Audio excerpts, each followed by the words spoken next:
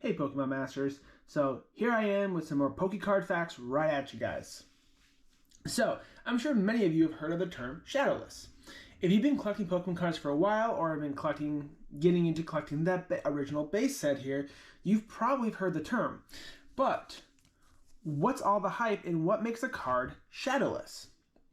So the term shadowless, guys, refers to early prints of Pokemon trading cards that were released during the early days of the game. Now, these games, guys, or these cards were produced without the shadow around the artwork.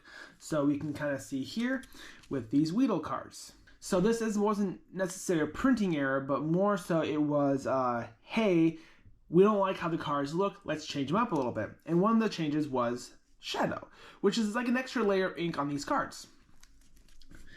Now, so, as you can see here too, with Poliwhirl, that these two cards look a lot different, where this one being much lighter and this one being a little bit darker. With normal Pokemon cards, and I'm saying Pokemon as in the creatures, you can see the obvious differences here.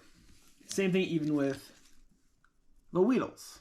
But trader cards, it's a little bit harder to tell the difference between shadowless and then a shadow card, or I guess the final iteration here. But one of the biggest and the easiest way to tell them apart is looking at the copyright dates. So looking at the cards here, we can see that the difference between the two cards is, well, the copyright dates are different. Looking at a shadow card, as I'm going to call it here, it has 1995, 96, 98, where the shadowless has 95, 96, 98, and 99. Has the extra copyright year on it, which makes it easier for collectors to determine whether or not a card is just faded or if it actually truly is shadowless. So, now, shadowless cards, guys, they were produced like from the first printing of the cards all the way to the 7th printing of the cards. And again, this was during the time that the Pokemon Trade Card Company was just kind of playing around with the different ideas. So, as you can see here at the Poliwhirls, that even the font here on the HP is different. One's thicker, one's a little bit thinner. Even the color's a little bit different as well. And again, not printing error, but just design differences that they saw throughout this beginning of the process before Pokemon really kind of, locked down what they wanted their cards to look like. And they're just experimenting a lot with different kinds of colors, different inks, and I'm showing just different color schemes. So, we know what makes a card shadowless, but can we ask ourselves why Pokemon cards were shadowless? Like, what's the reason for them? Was it a printing error? Was it manufacturing error? Like, what's going on here?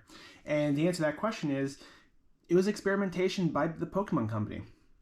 They were still trying to figure out what designs they liked and how they wanted their cards to look. Mind you, this only existed in the base set because they haven't really established yet how their cards were supposed to look in their eyes. So we can ask ourselves here, well, when were they produced? They were produced again for base set, and they were produced from the 1st to 7th printing of Pokemon cards.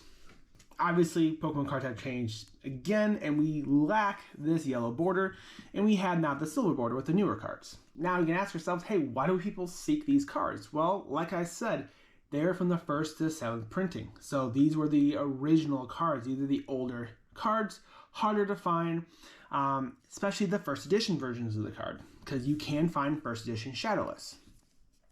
And in short, that's why people want shadowless Pokemon cards, because they're rarer, they're more limited, and they do carry that weight of history of the game.